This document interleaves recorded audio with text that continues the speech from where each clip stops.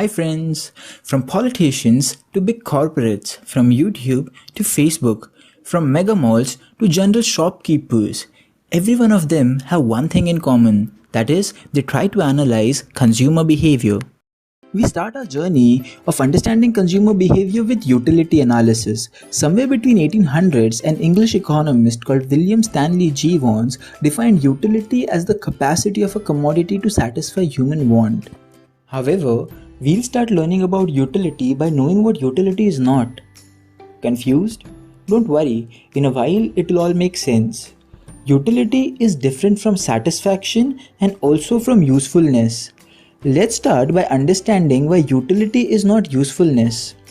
You use your cell phone on a day-to-day basis. Why?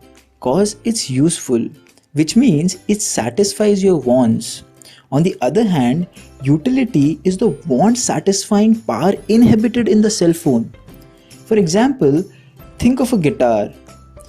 If you don't know how to play a guitar, then the guitar is not useful for you, but the guitar still has utility inhibited in itself. Moving on to why utility is different from satisfaction. Think of a situation that you're very hungry and you're eating these fruits. After the consumption of those fruits, when your hunger will be satisfied, what you will feel is satisfaction. However, utility in those fruits will exist before the satisfaction that you achieve as well.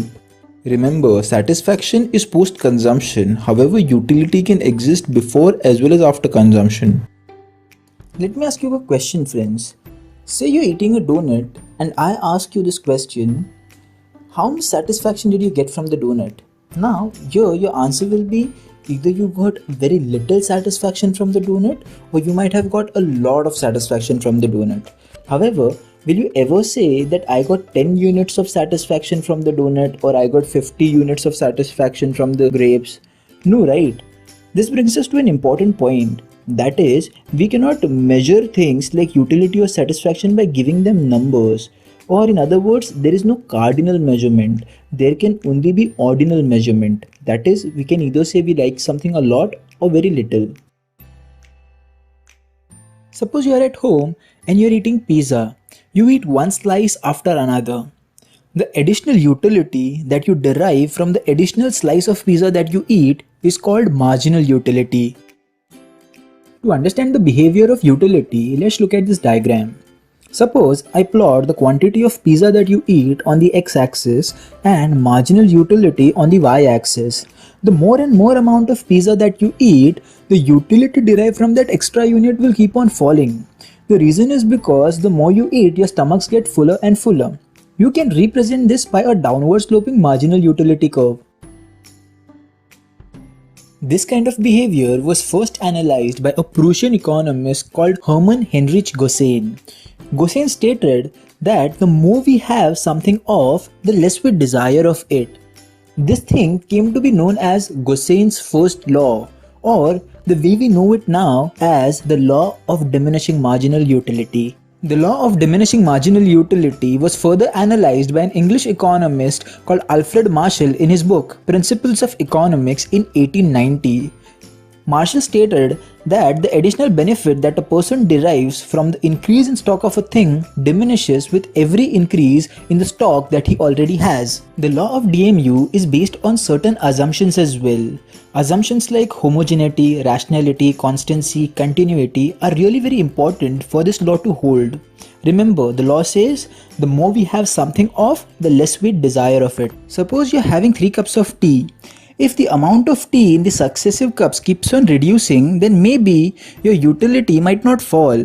Hence, for the law to hold, it is very important that you drink homogeneous or identical cups of tea. The assumption of rationality states that you act like a normal person and not superhuman. That is, when you're thirsty, you drink a glass of water and not a bucket of water to quench your thirst. Constancy states that the behavior, habits, preferences of individuals should not change. If he likes a burger today, then 10 days later he should not switch to a Frankie. If that happens, then the law won't hold. Continuity states that your consumption should be continuous. It should not be the case that you are having a cake today and then 15 days later.